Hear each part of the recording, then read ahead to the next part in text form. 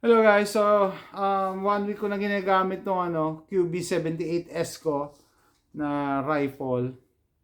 CO2 rifle siya, dalawang 12 gram CO2 magka-opposite.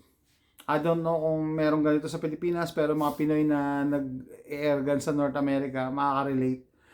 Pero sa Pilipinas, basically guys, ang problema lang naman ng airgun, lalo-lalo mga CO2 is yung O-ring. Okay, O-ring. So this time yung end cap nito, ayan, kita nyo, nadudurog yung O-ring nyo, katagalan.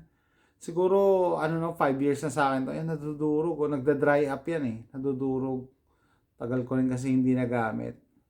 So ito yung backup ko na O-ring. Na end cap, pero ayan, na-repair ko na. Pakita ko nga sa inyo na meron tong CO2. Safe direction, pero wala tong pellet. Naka-moderator tayo. Yan. Okay, so walang leak yan ha. So meron akong mga O-rings na dito sa bahay. Wala ni isa nag-fit. Wala kahit isa. Binili ko sa Harbor Freight. And then napanood ko rin isang YouTuber, si Flying J Ranch yata. Taga Texas din yun eh. Matandang lalaki na nag-airgun. Sabi niya, yung size, actual size para dito, 9x16 by 3x32. And true enough, wala dito. Dami na yan wala pa rin. Hindi ka pwede ito yung mga times na hindi pwede, pwede na yan. Hindi pwede yung ganun. Hindi pwede na, pwede na pagkasyahin mo na yan. Hindi. Kailangan tama yung sukat. I tried. Tinry ko yung ibang size ng O-rings. Hindi. Maglilig ka pa rin. Magsasayang ka lang ng 12 gram CO2. So nakita ko to sa Amazon. Yan. Para yata to sa AC.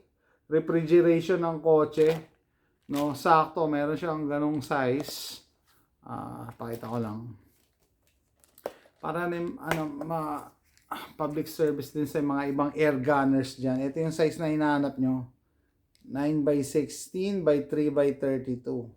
Okay, so number 1 cause ng leak ng mga CO2 airguns, O-rings.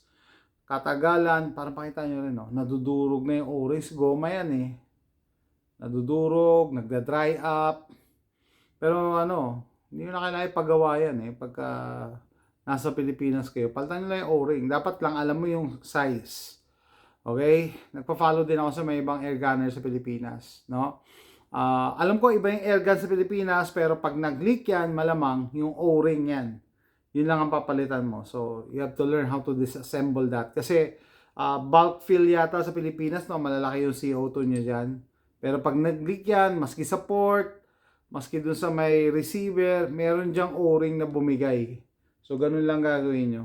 So, in this case, QB78, 177 to. Kanina nag-shooting ako ng scope cam. First time kong gumamit ng scope cam. So, hopefully nag-enjoy yung mga nakanood. Yan, meron din tayong moderator dito.